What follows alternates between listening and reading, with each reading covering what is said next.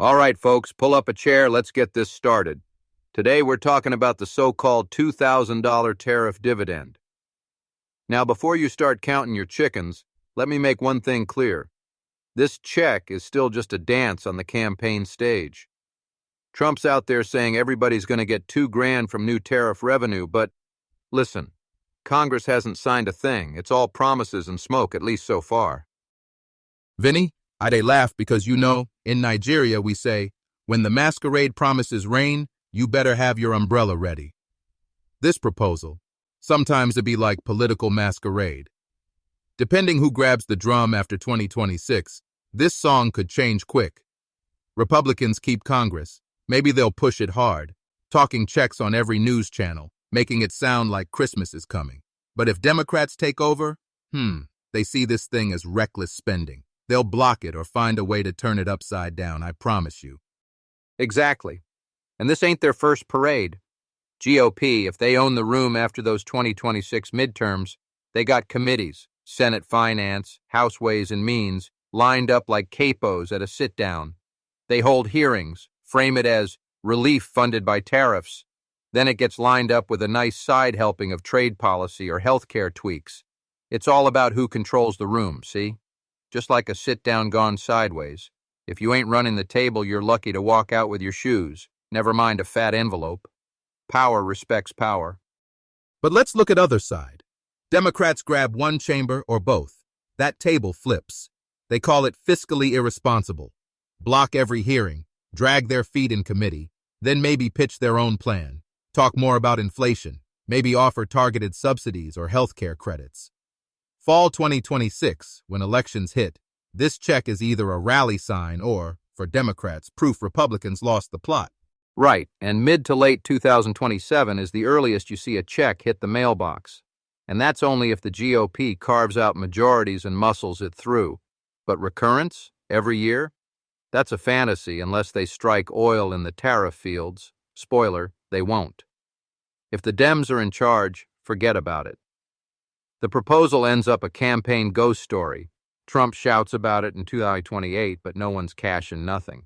Like we mentioned in other episodes, these big political moves show who is really in charge, not who shouts the loudest. It's all chess, not checkers. Everyone's moving for leverage before that final handshake or slap on the wrist. Now let's talk turkey, money. This ain't monopoly bills. The CBO, Congressional Budget Office, they run the math on all this. Tariff revenue? Instable as a drunk walking home from the casino. You might score big one quarter, then fall flat on your face the next. CBO says, even if you get one round through, funding another? Not likely. But the GOP's got their slogan, power respects power. They'll try bulldozing past shortfalls, act like the numbers got nothing to say about it. But you can't pay folks with slogan stickers. Math always gets the last word. Vinny, you remind me of my Army days. Supply runs in the rainy season. The plan says carry 20 crates. The truck makes it halfway before the road vanishes. Politicians plan for a small storm, but the country, sometimes we get a flood. CBO scoring, it's their way of telling you if the ground even stable enough to build your house. With tariffs, you collect when things go well, but when trade partners push back or goods slow down, nothing is guaranteed. It's a dice game every year. And let's not forget, tariffs ain't free money.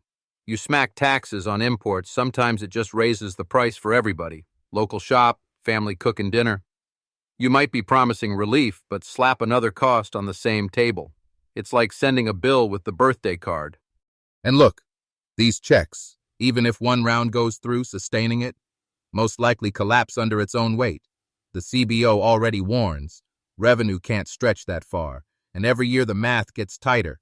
Political slogans can't hide the hole, no matter how loud you beat the drum.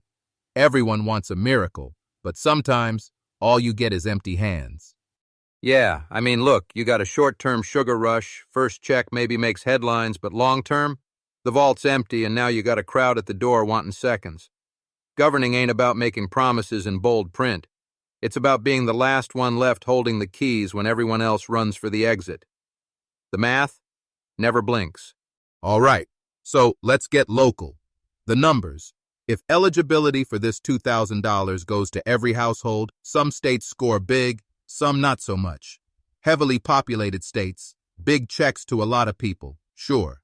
But out in rural states, per household impact's different, and the political payoff could be, well, more about headlines than real change. State-level differences could turn this into another game of who shouts loudest gets the pie. Absolutely, Chijioke. Red states, blue states, some will milk the optics, others will grumble they're getting stiffed. But let me tell you, no matter what the projections look like, public opinion is the real boss. Half the crowd sees a $2,000 check as, finally, some relief. The other half calls it an inflation bomb ready to blow up the grocery bill. You toss out money, and bam, the inflation hawks start circling. And the mood swings fast. 1 month folks say, thank you. Next, prices go up, they start grumbling, this was a trick. In my village, my father used to say, a farmer who counts his yams before harvest often feeds on disappointment. Many people are already spending their imaginary check, but if Congress doesn't deliver or prices climb instead, it's just empty talk on the wind. Yeah, you promise cash, but you don't control the weather, political or economic. Even if a handful of checks land, it's a one-off. Folks will remember the photo op, maybe forget the busted budget, until they get the bill. And every election cycle, it's rinse and repeat. Who's getting bought and for how much? Power respects power, but memory? That's the wild card. The streets never forget a stiff debt. So for all the noise, whether you're hoping for a payday or worried about the aftermath, the lesson stays the same. Don't trust the check until you can touch it. Vinny, another day, another round of political games. But I, for one, I'm watching the weather and keeping my yams in the ground until harvest comes. Couldn't have put it better myself, Chijioke. Look, folks, we'll be here watching every hand played and every tip passed under the table. Don Vincenzo out, never outshined, never outmaneuvered. Until next episode, stay sharp, keep your feet dry, and remember, sometimes the best move is patience. Take care, Vinny. Take care, everyone listening. See you next time. No shaking.